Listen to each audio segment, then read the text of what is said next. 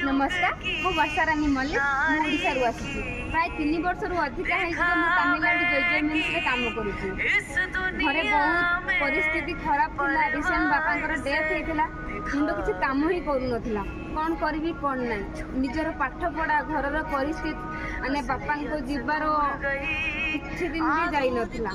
माने सब किसी अंधार पर लगुला कौन करू कौन ना घर गोड़ न काढ़ी झील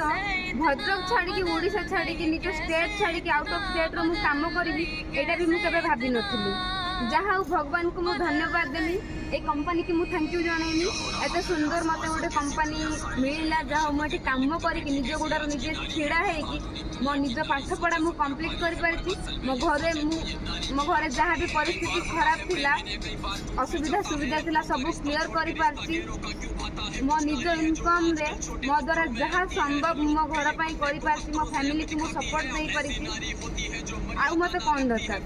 ता सहित मु निजे इनकम करने सहित बहुत झील को इनकम भी दे पारी निजे माने टंकाटे आजिका डेट रे टंकाटे एत पाठशाठ पढ़ी टंकाटे जदि क्या